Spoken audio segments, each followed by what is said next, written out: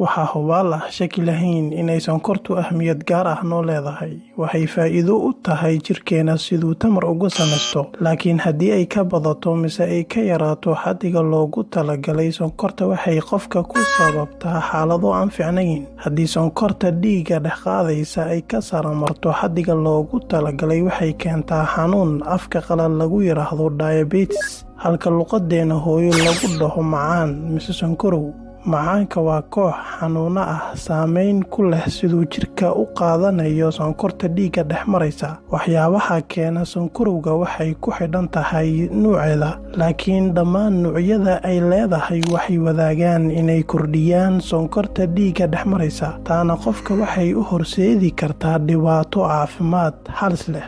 Ururka Caafimaadka Adduunka, macaanka wuxuu ka diiwaangeliyay in dadka qaba xanuunka ay tiro ahaan gaarayaan 422 milyan qof dunida oo idil. Tirada dhimashada sanadlaha ah waa 1.6 milyan. Waxaa sidoo kale warbixinta lagu caddeeyay in dadka ugu badan xanuunkan qaba ay yihiin kuwa ku nool dalalka dhaqaalahooda dhexdhexaadka ah mise hooseeya. Soomaaliya waxaa sanada 2018 laga diiwaangeliyay in dadka u dhintay sonkorowga ay gaadhayaan 887 qof. Kaalinta 74aad ayay Soomaaliya kaga jirtaa sida dhimashada loogu kala badan yahay dunida oo dhan. Noocyada sonkorowga ugu waaweyn waa 3. Waxay kala yihiin type 1 diabetic. Type 1 macnahaan waxaa loogu jeedaa nooca koowaad. Magaca kale noocani afka qalaad lagu dhaho waa juvenile diabetic.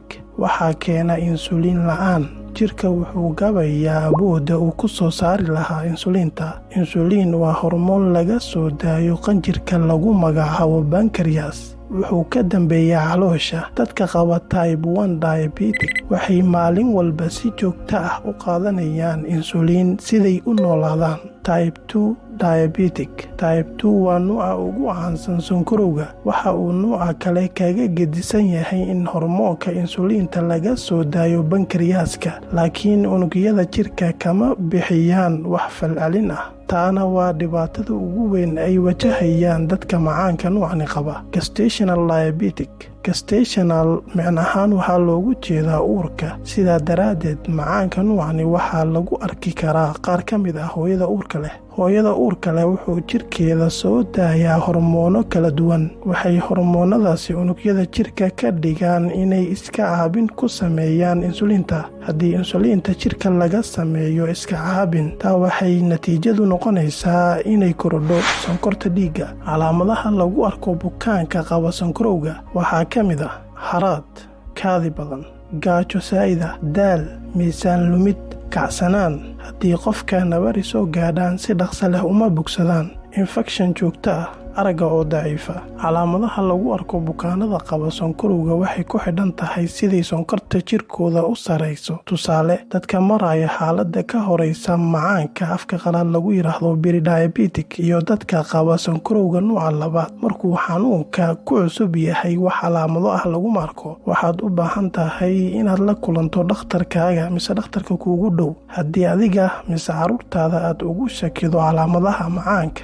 waayo haddii xanuunkani si dhaqso leh loo ogaado waxay fududaynaysaa daawada. Xanuunkani waxaa u nuglaan kara dadka qof ka mid ah qoyskooda qaba macaanka, carruurta yar, dadka buuran, dadka da'dooda ka sareysa 45 more than 45 years, dadka jimicsiga ay ku yar tahay, dadka qof ka mid ah qoyskooda qaba macaan, dadka leh kolestaroolka, hooyada yeelatay macaan xilliga uurka. Haddii xanuunkani la iskaga daweyn waayo mise bukaanka uusan helin daryeelka u baahnaa, waxaa waxyeelo soo gaadhi kara wadnaha, keliyaha, dareemayaasha jirka, lugaha, maqaarka, indhaha iyo dhagaha. Nooca koowaad ma lahan wax ka hortag ah, laakiin nooca labaad iyo macaanka xilliyada uurka waxaa looga hortagi karaa in la qaato cunada caafimaadka leh sida khudradda, cunada ay duxda ku yar tahay iyo kuwa laga helo fibers badan.